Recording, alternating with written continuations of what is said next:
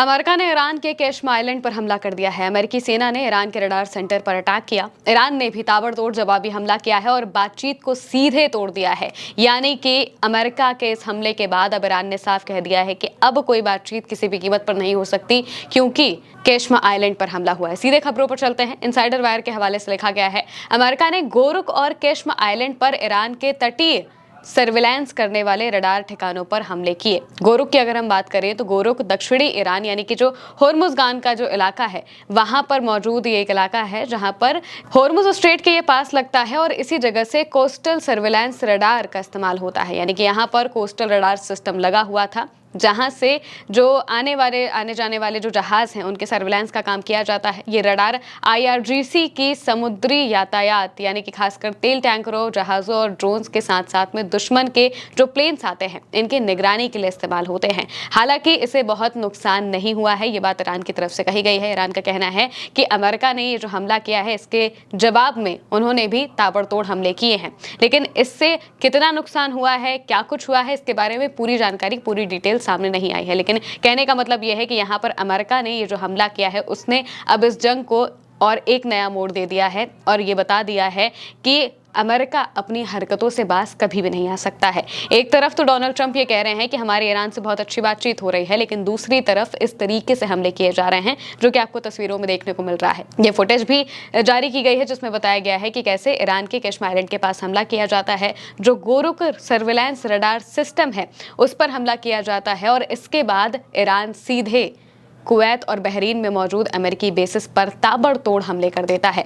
Hormuz letter के हवाले से भी लिखा गया है कि खर्ग द्वीप पर धमाके और एक्टिव एयर डिफेंस एक्टिविटी शुरू हो गई है। शुरुआती रिपोर्ट्स के मुताबिक अमेरिका ने हमले किए हैं, यानी कि अमेरिका के हमले सिर्फ केशम आइलैंड या फिर सिरिक तक मौजूद नहीं थे, बल्कि इसके अलावा जो खर्ग आइलैंड है वहां पर भी अमेरिका ने हमले किए जहां पर धमाके सुनाई दिए। होर्मुज लेटर के हवाले से एक और खबर बताई गई है कि सेंटकॉम के मुताबिक यूएस के हमलों ने होर्मुज स्ट्रेट में ईरान के सिरिक नेवल बेस और गोरुक व केशम द्वीप पर मौजूद रडार साइट्स को निशाना बनाया है। कहने का मतलब यह है कि यहाँ पर अमेरिका ने बहुत सोच समझ कर यह हमला किया। अमेरिका ने यह कहा कि हम ये कार्रवाई सेल्फ डिफेंस में कर रहे हैं। सेल्फ डिफेंस कैसे? सेल्फ डिफेंस इस तरीके से कि होर्मुज के इलाके में पहले अमेरिका ने 4 जहाजों को कहा कि आप यहाँ से निकलो। ईरान ने साफ कहा कि भाई नहीं निकलने देंगे, हमसे इन्होंने कोऑर्डिनेशन नहीं किया है तो हम इन्हें क्यों जाने दें। ईरान ने सीधे ड्रोन्स दागे, वार्निंग वाले ड्रोन्स दागे। अब जब ईरान ने ये ड्रोन्स दागे तो ये 1 वे ड्रोन्स थे और इन्हें अमेरिका मार गिराता है।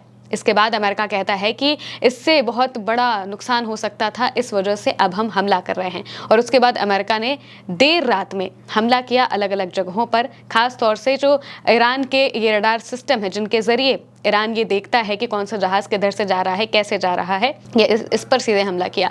अमेरिका सोच रहा है कि वो वहां पर अपना ब्लॉकेड लगाकर बैठा है तो वो ईरान को चकमा दे सकता है, लेकिन ऐसा बिल्कुल भी नहीं है। ईरान ने बाकायदा होर्मुज के इलाके को कंट्रोल करने के लिए अलग अलग तरीके से सिस्टम्स बना के रखे हैं।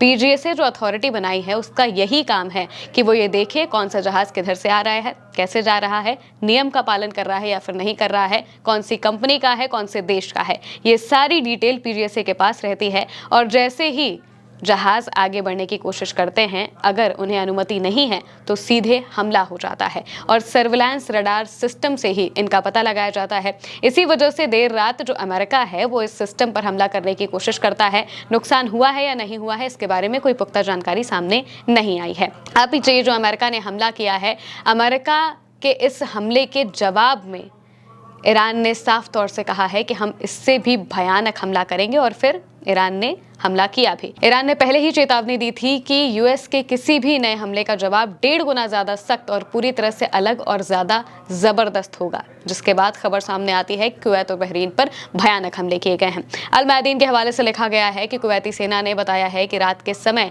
देश के कुछ हिस्सों में जो धमाके सुनाई दिए वो मिसाइल और ड्रोन हमलों को रोकने वाले एयर डिफेंस सिस्टम की कार्रवाई का नतीजा थे। कुवैती सेना ने एक बयान में कहा कि रात में सुनाई दी आवाजें देश के एयर डिफेंस यूनिट्स द्वारा हवाई खतरों को रोकने के लिए की गई रक्षात्मक कार्रवाई के से जुड़ी हुई थी। सेंटकॉम ने पहले बताया था कि उसने होर्मुज स्ट्रेट की ओर बढ़ रहे एक ईरानी ड्रोन को रोका है। यानी कि यहाँ पर जो कुवैत है वो ये बता रहा है कि उनके ऊपर हमला किया गया और एयर डिफेंस यूनिट्स ने जो अपनी कार्रवाई है वो की। ईरान की तरफ से बैलिस्टिक मिसाइलें दागी गई थी जो कि कुवैत में मौजूद जो अमेरिका का अली अल सलीम एयरबेस है उस पर हमला होता है ईरान की तरफ से। इसके अलावा जो बहरीन है, बहरीन में मौजूद जो यूएस की 5th फ्लीट है उस पर भी ईरान ताबड़तोड़ तरीके से हमले करता है। वहां तो धुआं निकलते हुए भी दिखाई देता है, उसकी भी एक तस्वीर सामने आती है। इसके अलावा अब ईरान ने साफ तौर से कह दिया है कि भाई इस तरीके से हमले होंगे तो हमसे उम्मीद मत रखिए कि हम कोई बातचीत करने वाले हैं। ईरान ने अब साफ तौर से कहा है कि हमारी बातचीत पूरी तरह से टूट चुकी है। इससे पहले जब अब्बास अराक्ची का बयान आया था तो उन्होंने कहा था कि हमने अभी बातचीत को रोका है, बातचीत टूटी है ऐसा उन्होंने नहीं कहा था। लेकिन अब ये साफ तौर से कह दिया गया है कि बातचीत का कोई मतलब नहीं रह गया है, बातचीत टूट गई है। होर्मुज लेटर के हवाले से लिखा है, फार्स के मुताबिक ईरान का कहना है कि बातचीत अब पूरी तरह से टूट गई है। दक्षिणी ईरान में कमर्शियल जहाजों पर अमेरिका के नए हमलों और दक्षिणी लेबनान में इजरायली सेना के हमले के बाद ईरान ने अमेरिका के साथ बातचीत के सभी रास्ते बंद कर दिए हैं। ईरान का यह भी कहना है कि बातचीत पहले से ही अटकी हुई थी क्योंकि अमेरिका बदले में न्यूक्लियर रियायतों के बिना ईरान के फ्रीज किए गए $24 अरब जारी करने को तैयार नहीं था। ईरान ने अल अरेबिया के आज के उस दावे को भी खारिज कर दिया है जिसमें कहा गया था कि ईरान अपने एनरिच्ड यूरेनियम का कुछ हिस्सा किसी तीसरे देश को भेजने पर सहमत हो गया है। ईरान ने इसे गलत बताया और कहा कि न्यूक्लियर मामलों पर चर्चा मौजूदा बातचीत के एजेंडे में शामिल ही नहीं है। यानी कि ईरान ने एक बार और बता दिया है कि अभी तो न्यूक्लियर पर कोई बातचीत ही नहीं हो रही है और इसी वजह से बातचीत नहीं हो पा रही है क्योंकि अमेरिका ताबड़तोड़ हमले कर रहा है। और ईरान ने साफ कहा है कि भाई हमले होंगे तो हमारी बातचीत नहीं होगी और इन हमलों की जवाबी कार्रवाई भी फिर हम बहुत बड़े लेवल पर करते हुए दिखाई देंगे। ईरान के फ्रीज किए गए $24 अरब अभी तक अमेरिका ने जारी नहीं किए हैं और इसी वजह से बातचीत अब और ज़्यादा अटकती हुई दिखाई दे रही है। और इसी बीच में जब हमला हो जाता है, यूएस की नेवी हमला करती है, तो ये साफ तौर से बता रहा है कि अमेरिका सिर्फ और सिर्फ बरगलाने के लिए ये सारी चीजें कर रहा है। अमेरिका चाहता है कि किसी भी तरीके से ईरान झुक जाए या फिर अगर ईरान नहीं झुक रहा है तो एक ना एक हमला करके हम किसी तरीके से यहाँ से निकलने का रास्ता खोज लें, लेकिन उन्हें कोई रास्ता मिल नहीं रहा है। ईरान पर हमला करके भी उन्हें कुछ नहीं मिला और अभी भी जो वो छुटपुट हमले कर रहे हैं, इन हमलों से भी कोई बड़ा नतीजा सामने आता दिखाई नहीं दे रहा है और बातचीत तो अब पूरी तरह से बंद हो ही चुकी है। फिलहाल के लिए मेरे यानी महिमा के साथ इस खबर में इतना ही। आप देखते रहिए उल्टा चश्मा यूसी।